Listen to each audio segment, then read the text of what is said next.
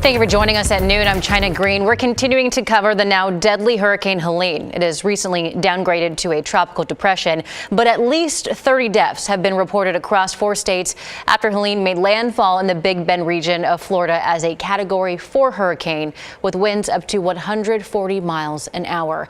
Authorities near Tampa released this video showing damage from the hurricane and the storm surge there. They believe 5 people who died were neighbors in an area where people were told to evacuate. Search and rescue teams are continuing to go door to door checking on residents. Video from Perry in the Big Bend region of Florida shows severe damage to homes and buildings and marinas around the city. Boats were overturned and streets flooded. Power outages across Florida are widespread. Authorities say they've received more than 5,000 hurricane-related 911 calls, and emergency workers have already rescued hundreds of people across Florida, Georgia, and North Carolina. Helene, again, now a tropical depression and is currently over Tennessee and Kentucky. Neighborhoods in Atlanta are flooding due to the heavy rain that passed there. Local officials are advising residents and visitors to avoid the flooded area. And the United States Coast Guard releasing this video today showing the dramatic rescue of a man and his dog just before the hurricane made landfall. The sailboat started taking on water approximately 25 miles off the coast of Florida. A Coast Guard member dropped out of a helicopter to help the man and his dog. Both are expected to be okay. And take a look at this video from inside Hurricane Helene when it was just hours before it made landfall last night. What you're seeing here is 30-foot waves. NOAA captured it using a sail drone, which is sort of like a modified sailboat used to gather data on the water. It just shows you how powerful the storm was packing before it went to the Gulf Coast. Our Rod Hill has been tracking this for us on our end here as well. So, Johnny, you mentioned, and we showed you some pictures out of Perry, Florida. That's a smaller town that's east of Tallahassee, and that was the town center right where the center of this hurricane, the eye, if you will, moved on shore late last evening. Now, notice here's the Big Bend area of Florida. They quickly became sunny and quiet this morning. The saving grace to some degree, meaning it could be even worse than it is that the storm has moved pretty quickly. It from last evening, just coming on shore, it's all the way now up into mostly up into the state of Kentucky. And what's left is this rain area from Memphis up towards St. Louis and Cincinnati. There are embedded warnings, including tornado warnings in some of these rain areas that you see for severe weather. But on the flip side, the good news is because of the rapid movement, the majority of flood warnings have been canceled. Now, that doesn't mean there's still a lot of mopping up to do and still a lot of high water standing. But in terms of active weather, a lot of the flood warnings have been canceled. There's a broad wind watch warning advisory area where you see the rain bands up into Kentucky, Tennessee, where this thing is still producing gusts well over 50 miles per hour. So real quick, here's the latest.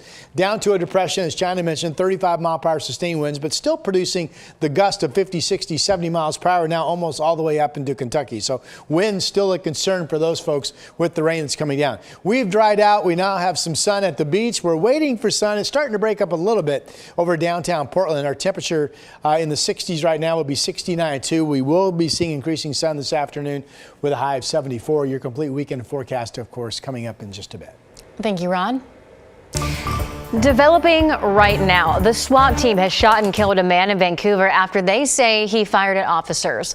The situation began around 11 last night on Northeast 71st Street. Clark County deputies were responding to a man threatening his neighbor and shooting a gun into the air.